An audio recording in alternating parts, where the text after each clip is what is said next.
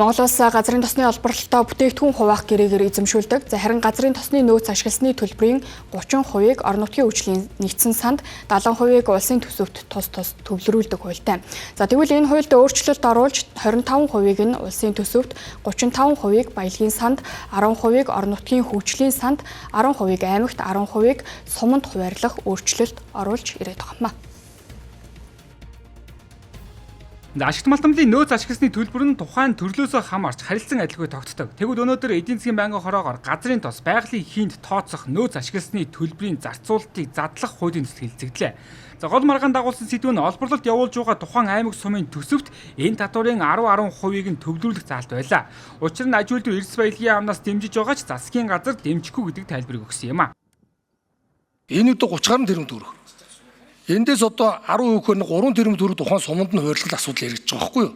Орон нутгад өгөхийн зарчим бол зөв гэж үзэж байгаа. Манай яамны санал бол. Тэгвэл засгийн газрын шийдвэр бол засгийн газраараа гардаг. Засгийн газрын одоо төлөөлж байгаа учраас би бол одоо гээд яамныхаа байр суурийг хэллээ. Тэгвэл засгийн газрын шийдвэр бол одоо энийг дэмжихгүй гэдгээр гарсан. Юу гэж ойлгох юм танаа засгийн газрын чинь? Нэг сайд нь орж ирчээд манай салбар бол манай яам дэмжиж байгаамаа гэж. Тэгсэн мөртлөө засгийн газар дэмжээгүй гэдэг. Харин тийм тэгэхээр та хэд кабинетийн зарчмаар ажиллаж байвал шийдвэрээ нэгтгэе. Байнгын орооны гишүүд энэхүү хуулийн төслийг дэмжлээ. Үргэлжлүүлээд ашигт малтамлын тухай хуулийн шинжилсэн найруулгын төсөл хэлэлцэхэд мөн л амнаатын хувь хэмжээ анхаарлын гол сэдэв байлаа. Оюутлогын гэрээг сайжруулах хэлэлцээр хийгдэж байгаа энэ үед зэсийн өсөн нэмэгдэх амнаатыг бууруулж харин эрдэнтээс авах амнаатын хэмжээг энэ хуулийн үүслэд оруулахгүйгээр тооцож байгаа нь томоохон зөрчлийг дагуулахар байна. Гуравт нь эрдэнтийн амнаатыг хэвээр нь үлдээнэ гэд ингээд орж ирж байгаа. Энэ эрдэнт гэж юу яатсан газар юм бэ? Яагаад энэ хуулийн өөрчлөлтөнд хамаарч болохоо байсан юм бэ?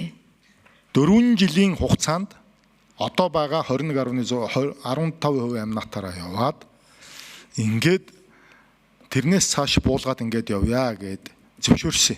Бас салбараа өөдөн татъя бид нар хүлээн зөвшөөрё. Төсвийн орлого бас тасраад байж магадгүй гэж. Одоо бол 5% амнаат төлж байгаа. Оюу толгой. Эрдэнэт 20 гаруй төлж байгаа. Тэгээ бусд нь төлөхөд тэр 5%-аар тулцсан юмнаас 20 аавна гэж угаасаа байхгүй. Тэгэхээр энэ хуулиар чинь одоо 5-аас 10%-ийн амнаат орж ирж байна. Дээрээс нь суурин 5, өсөн нэмэгдэх нь 5, нийлээд 10.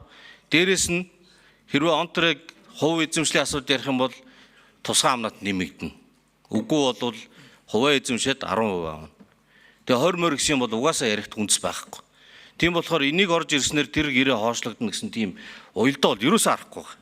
Энэхүү уул уурхайн үйлдвэрлэлээс авах татварын хувь хэмжээг харилцан адилгүй тогтоосон хийгээд хуулийн үүшлэлд зарим ордуудыг оруулахгүй байгаа нь ихээхэн шүүмжид дагуулсан ч үзэл баримтлалын хувьд хилцхэн зүйтэй гэж үзлээ.